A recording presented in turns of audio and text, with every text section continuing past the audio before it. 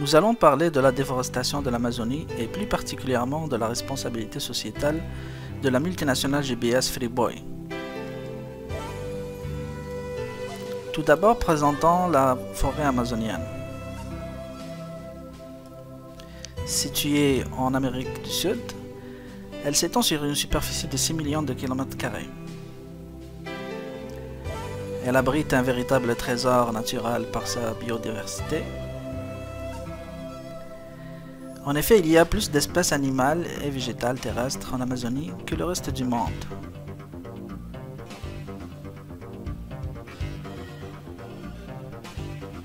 « 40 000 espèces de plantes sont répertoriées, ainsi que 16 000 espèces animales. Sans parler d'autres espèces qui ne sont pas encore découvertes. Plusieurs populations amérindiennes y vivent aussi. Cependant, la forêt amazonienne, connue sous le nom de poumon de la Terre, est menacée à cause de certaines activités humaines qui agissent comme un vrai cancer. Les plus importantes de ces activités sont la coupe à blanc des arbres pour le commerce du bois, la culture du soya,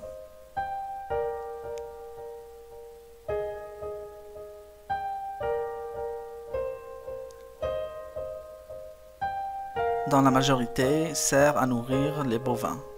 Ainsi, l'élevage des bovins est la principale raison de déforestation de l'Amazonie. Tout ça pour répondre à la demande croissante de la consommation humaine et pour enrichir certaines compagnies et leurs actionnaires. Mais malheureusement, cela a un prix à payer. La forêt amazonienne, qui est la plus grande forêt du monde, a perdu le 5e de sa superficie en quelques années. Et c'est loin d'être fini. Dans le meilleur des cas, 28% de superficie supplémentaire sera perdue en 2020.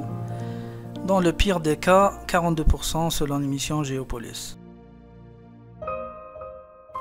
Brûler la forêt pour laisser place à l'élevage bovin a non seulement privé les arbres de filtrer le CO2, mais encore plus ça dégage d'énormes quantités de CO2 et qui causent les gaz à effet de serre. La déforestation à elle seule est à l'origine du 5e des émissions mondiales de CO2. C'est plus que l'émission mondiale de tous les transports réunis. Qui dit gaz à effet de serre dit réchauffement climatique, qui se concrétise par des inondations et sécheresses. La biodiversité est menacée, incluant les animaux et la végétation, ainsi que la population locale qui est sacrifiée. Cattle is the main driver of the Amazon destruction. More than 80% of the deforested area is already occupied by cattle. To give you an idea, more than 70 million cattle are living in the Amazon right now. Présentons brièvement la multinationale GBS Friboi. Elle emploie 120 000 personnes à travers les 5 continents. Elle fournit le quart du marché mondial de bœuf. C'est le numéro 1 du bœuf mondial.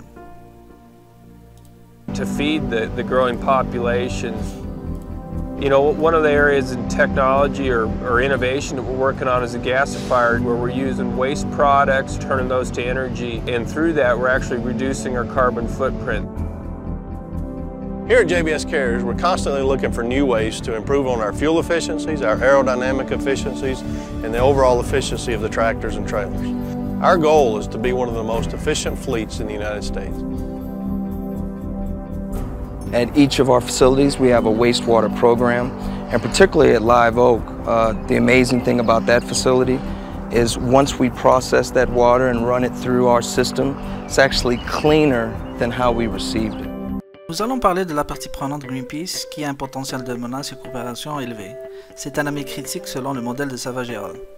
L'élevage bovin s'effectue illégalement dans certaines fermes situées dans la zone réservée aux indigènes ou impliquées dans la déforestation. Ces fermes vendent le bétail à des fermes légales ou des compagnies d'abattage qui produisent de la viande bovine et du cuir.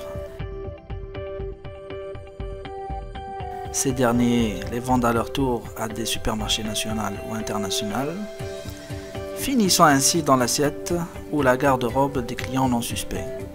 Ainsi, les fournisseurs illégaux ou criminels de bovins contournent le système. Greenpeace a publié en 2009 le rapport Slaughtering the Amazon, accusant l'implication de plusieurs compagnies dans la déforestation de l'Amazonie, incluant la compagnie JBS. Après la publication de Greenpeace de ce rapport, de grandes multinationales comme Nike, Adidas, Clarks et Timberland se sont mis d'accord pour ne plus acheter du cuir provenant de la déforestation de l'Amazonie. De grandes chaînes de supermarchés au Brésil comme Carrefour et Walmart ont signé le même accord. Comme les compagnies d'abattage sont au milieu de tout ça, ils commencent à subir la pression. JBS, Friboi, Minerva et Marfrig sont les compagnies les plus importantes produisant de la viande bovine et du cuir. On finit par signer la même année l'accord Cattle Agreement, promettant de ne plus acheter du bovin des fermes dans les zones indigènes ou récemment touchées par la déforestation. Une procédure d'investigation fédérale au Brésil a trouvé qu'entre mai 2010 et mai 2011, JBS a acheté environ 1000 bovins provenant de 15 différentes fermes installées sur les territoires des autochtones. Então o que a gente vai fazer agora é cobrar que eles cumpram a palavra deles, cobrar que eles parem de comprar dessas fazendas que estão dentro dessa terra indígena. Nous sommes ici chez le plus grand importateur de viande bovine congelée du Brésil. Pourquoi? Parce que l'élevage bovin est le plus grand moteur de déforestation de la forêt amazonienne. Nous avons donc demandé à Vanard, l'entreprise chez qui nous sommes aujourd'hui, s'il pouvait garantir que la viande qu'il importait n'était pas issue de la déforestation, mais il n'a pas pu nous offrir ces garanties. Nous demandons à Vanard de suspendre ou d'annuler ses contrats avec son fournisseur, tant que son fournisseur, qui est JBS, ne peut pas garantir que la viande qu'il exporte n'est pas issue de la déforestation, de l'esclavage et de l'invasion de terres indigènes. Aujourd'hui a lieu le lancement d'un nouveau rapport de Greenpeace qui démontre comment JBS, qui est le plus gros exportateur et plus gros producteur de viande bovine du Brésil, est toujours coupable de déforestation, d'esclavage et d'invasion de terres indigènes. Ce rapport montre également quels sont les clients au niveau international de JBS. JBS, au lieu de prendre des mesures pour être responsable et se conformer à l'accord qu'elle a signé en 2009, elle a rejeté ces accusations et intenté des poursuites contre Greenpeace.